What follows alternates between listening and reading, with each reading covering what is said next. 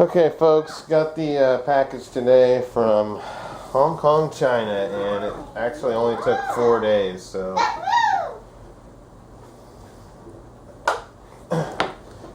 one thing that I'm worried about, which probably won't happen when we order around 200 of them, is that they just put them in these little bags, okay, and they put, I guess, 5 of them in each one of these boxes. Okay, there wasn't a single packaged atomizer in a box, but there was 2 boxes that don't look all that great. Like, it wasn't treated very good. So I am going to have to ask for a little better packaging. But they are full size Genesis atomizers. The air hole is definitely not the biggest, so you may want to drill yours bigger. And I'm just going to go ahead and show you guys up to the real did. Okay, it's pretty much the exact same size. Alright, hopefully you can see that, the intake holes. I got mine 1/16 on the did. Okay, these do unscrew, and the wick hole lines up on this one in particular. I will report back on all the rest of them, but they do come already wrapped with a 3/4 wrap, it looks like.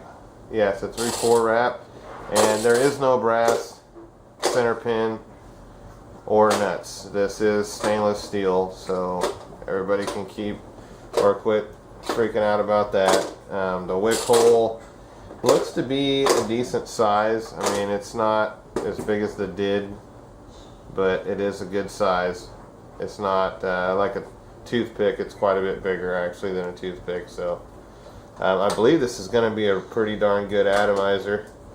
Unfortunately, I don't see any tools in there for the nut. Everybody by now should have their own Allen wrench sets. So, and it's a pretty common tool. Screws down good and tight and lines up really well on that one. This one here doesn't look like it's lining up. So, let me double check. It does have an O-ring there.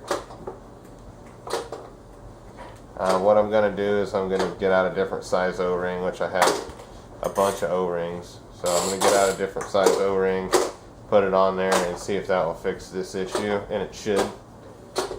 Otherwise, some of these aren't going to be vapable, so I'll just check 3 of them. It was just beginner's luck, I guess, because this is the 3rd one, and that wick hole isn't lining up either. One other thing is they don't have the smooth bottom. They're knurled at the bottom.